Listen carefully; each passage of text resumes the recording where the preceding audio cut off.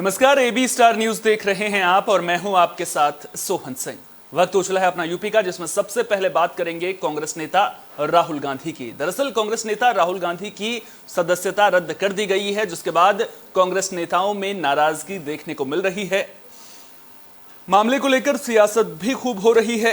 आगरा में राहुल गांधी की सदस्यता रद्द होने के बाद एनएसयूआई कार्यकर्ताओं ने जोरदार प्रदर्शन किया। कार्यकर्ता खंडारी कैंपस के बाहर इकट्ठा हुए और सरकार के खिलाफ जमकर नारेबाजी की। कांग्रेस कार्यकर्ताओं ने इस दौरान पुतला फूंकने की भी कोशिश की, लेकिन पुलिस ने कार्यकर्ताओं को ऐसा करने से रोक दिया। प्रदर्शन के दौरान सुरक्षा के मद्देनजर पुलिस की चाक चौबंद व्यवस्था देखने को मिली है। जब से भाजपा की सरकार, मोदी जी की सरकार केंद्र में आई है, तब से कभी महंगाई के नाम पर देश को लूटने का काम कर रही है, कभी अपने जो पूंजीपति मित्र हैं अडानी, अंबानी जैसे लोगों को, देश की संस्थाओं को बेचकर इस देश को लूटने का काम कर रही है। और इसके खिलाफ जो पूरे हिंदुस्तान में एक व्यक्ति आवाज उठा रहा है, उसका नाम है राहुल गांधी।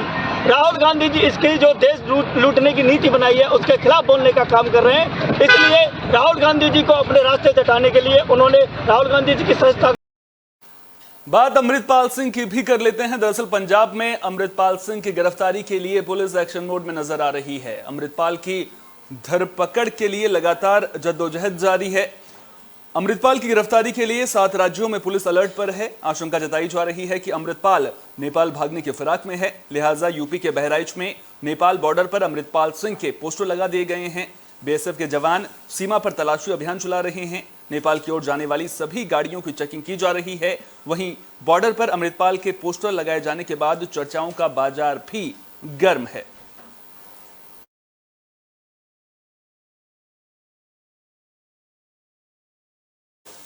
यूपी सरकार राज्य के ग्रामीण इलाकों के विकास के लिए प्रतिबद्ध नजर आ रही है। इसी कड़ी में गांवों में ग्राम चौपाल का आयोजन किया जा रहा है। सीतापुर के रामद्वारी गांव में भी ग्राम चौपाल लगाई गई, जिसमें राज्य के डिप्टी सीएम केशव प्रसाद मौर्य पहुंचे। बीजेपी कार्यकर्ताओं ने डिप्टी सीएम का जोरदार स्वागत किया। केशव प्रसाद मौर्य ने जनता को संबोधित करते हुए सरकार की जन कल्याणकारी योजनाओं की जानकारी दी और लोगों को समस्याओं के समाधान का भरोसा दिलाया। डिप्टी सीएम केशव प्रसाद मौर्य ने कहा कि पहले जनता को समस्याओं को लेकर सरकार के नुमाइंदों और सरकार तक जाना होता था, लेकिन मोदी और योगी सरकार में सब कुछ बदल गया है। यहां जनता सरकार है और जनता ने जिस सरकार को चुना है वो जनता के द्वार तक पहुंच रही है।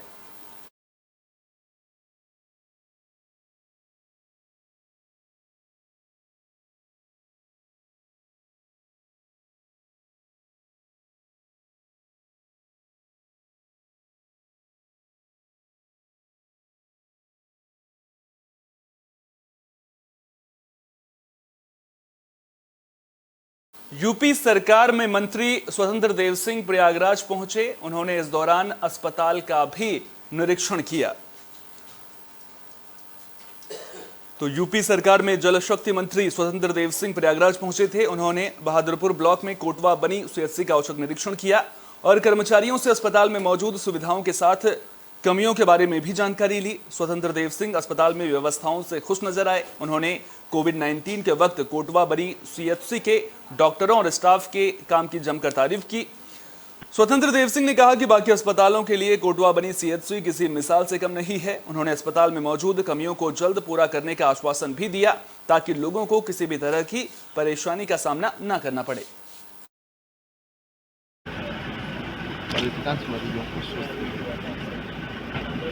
और मैं आया था सभी व्यवस्था चल रही है। कोरोना काल में कमियाँ जो है जो डॉक्टरों ने रखा आवश्यकता है। बात औरैया की भी कर लेते हैं, जहां बीजेपी एससी मोर्चा के मंडल अध्यक्ष के साथ मारपीट का मामला सामने आया है। घटना फफूंद थाना इलाके के सहनगरा गांव की है। मामले में कार्रवाई न होने से नाराज बीजेपी एससी मोर्चा के मंडल अध्यक्ष ने पुलिस और पार्टी कार्यकर्ताओं पर आरोप लगाए हैं और अपनी कार से पार्टी के झंडे के साथ कार पर लगे पदनाम और पार्टी के स्टिकर को भी हटा दिया है। गाड़ी से स्टिकर और झंडा हटाने का वीडियो सोशल मीडिया पर जमकर वायरल हो रहा है।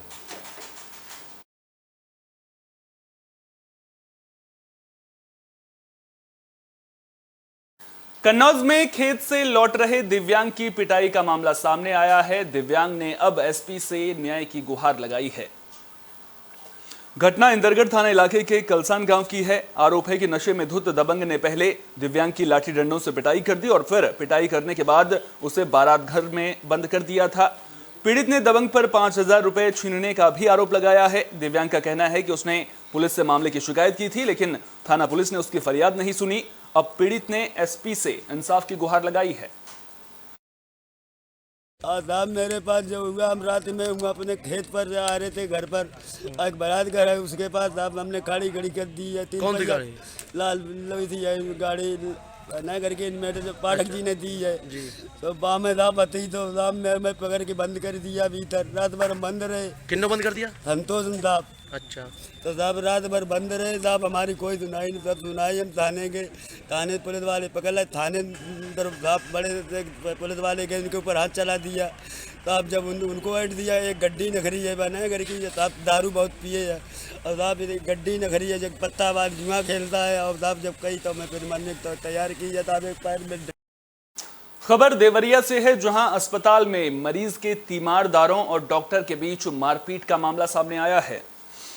घटना सदर कोतवाली इलाके के महर्षि देवराहा बाबा मेडिकल कॉलेज की है। अस्पताल के इमरजेंसी वार्ड में मरीज के तीमारदारों और डॉक्टर के बीच जमकर मारपीट हुई। तीमारदारों ने अस्पताल में जमकर तोड़फोड़ की। जानकारी के मुताबिक तीमारदार मरीज को लेकर अस्पताल पहुंचे थे, जहां इलाज को लेकर उनकी डॉक्टर के साथ बहस हो गई थी। देखते ही देखते नौबत मारपीट तक पहुंच गई, जिसके बाद अस्पताल में जमकर तोड़फोड़ देखने को मिली है।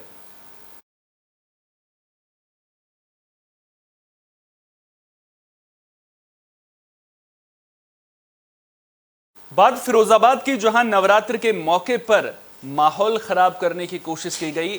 2 मंदिरों में तोड़फोड़ का मामला सामने आया था। अब पुलिस ने मामले में 3 आरोपियों को गिरफ्तार कर लिया है। मामला फिरोजाबाद के रसूलपुर थाना इलाके का है। दरअसल कुछ लोगों ने माहौल बिगाड़ने के लिए हनुमान और देवी मां के मंदिर में तोड़फोड़ की थी और भगवान की मूर्तियों को भी खंडित कर दिया था। पुलिस ने मामले में एक नाबालिग समेत 3 आरोपियों को गिरफ्तार कर लिया है। बता दें कि मंदिर में तोड़फोड़ की घटना से हिंदू संगठनों में नाराजगी देखने को मिल रही थी और आरोपियों की जल्द गिरफ्तारी की मांग की जा रही थी। पुलिस ने सीसीटीवी फुटेज की मदद से तीनों आरोपियों को गिरफ्तार कर लिया है और दोनों मंदिरों में मूर्तियों की स्थापना भी करा दी है। एक मंदिर है, वहाँ पे कुछ मूर्तियों को क्षतिग्रस्त करने की घटना प्रकाश में आई थी। तत्काल जो है त्वरित कार्रवाई करते हुए पुलिस मौके पर पहुंची थी, मूर्तियों की स्थापना करवाई गई। उसी समय जो है ये बताया गया था कि इसमें जो है कड़ी से कड़ी कार्रवाई की जाएगी। इसको देखते हुए वरिष्ठ पुलिस अधीक्षक महोदय द्वारा जो है टीमें गठित की गई। उन टीमों के द्वारा 1 घंटे के अंदर एक व्यक्ति को हिरासत में ले लिया गया था। उसके बाद जो है अभी जो है 12 घंटे के अंदर पुलिस मुठभेड़ में बाकी बचे 2 अभियुक्तों को जो है पुलिस मुठभेड़ में गिरफ्तार किया गया है। अब उनके अगेंस्ट जो है गैंगस्टर और एनएसए की कार्रवाई की जाएगी। कल उनको माननीय न्यायालय के समक्ष पेश किया जाएगा। गिरफ्तार किए गए अभियुक्त में से एक अभियुक्त सफीक नाम का है, दूसरा जो है खलीफा नाम का है। ये दोनों जो है थाना रसूल क्षेत्र और दक्षिण क्षेत्र के रहने वाले हैं। इनको कल माननीय न्यायालय के समक्ष पेश। गाजियाबाद की खोड़ा पुलिस को बड़ी कामयाबी मिली है। पुलिस ने महिलाओं से लूट और ठगी की वारदात को अंजाम देने वाले 5 बदमाशों को गिरफ्तार कर लिया है। बता दें कि इस गिरोह में एक महिला भी शामिल थी। पुलिस ने 5 बदमाशों को नहर किनारे इंदिरापुरम अंडरपास से गिरफ्तार किया है। पूछताछ में गिरोह के सरगना रामा ने बताया कि वे पहले छोटे गिरोह में काम करते थे, बाद में अवैध गतिविधियों को बढ़ाने के लिए उसने गिरोह को बड़ा किया। आरोपियों ने खोड़ा थाना इलाके में 2 वारदातों में संलिप्तता कबूली है। दरअसल इस गिरोह के लोग पहले महिलाओं को लालच देकर उन्हें नकली नोटों की गड्डी देकर ठगी करते थे, लेकिन अगर महिला उनके झांसे में नहीं आती थी तो उसे नशीला रुमाल सुंघाकर जेवर और नकदी की लूट की वारदात को अंजाम देते थे। देखिए, कमिश्नरेट गाजियाबाद द्वारा अपराध और अपराधियों के विरुद्ध चलाए गए अभियान के तहत थाना खोड़ा और थाना साहिबाबाद, थाना इंदिरापुरम आदि में पिछले कुछ दिनों से टप्पेबाजी की घटनाएं हो रही थी, जिसको संज्ञानित करते हुए डीसीपी ट्रांस इंडियन महोदय द्वारा अलग अलग थानों पर खोलने के लिए टीमों का गठन किया गया था। उसी के मद्देनज़र कल 23 तारीख को मुखबिर खास से एक सूचना प्राप्त होती है कि इंदिरापुरम बाईपास के नीचे कुछ टप्पेबाजी की घटना कारित करने वाले हैं। मौके की सूचना पाते ही तत्काल थाना खोड़ा से इंस्पेक्टर खोड़ा ने मैं टीम जो है इनको गिरफ्तार किया और पूछताछ में इन लोगों ने थाना खोड़ा और अन्य थानों पर की जाने वाली टप्पेबाजी की घटनाओं को कबूल किया है। जब इनसे कड़ाई से पूछताछ की गई तो इन लोगों ने बताया कि इनका गैंग, जिसमें कुल 5 लोग शामिल हैं, और यह एक इंटर स्टेट गैंग है जो कि इसके पहले उत्तराखंड में भी घटनाएं कारित कर चुका है। वहां पे भी इन लोगों के। यूपी की खबरों में फिलहाल के लिए इतना ही। देश दुनिया की तमाम अहम खबरों के लिए बने रहिए AB स्टार न्यूज के साथ। फिलहाल दीजिए इजाजत। नमस्कार।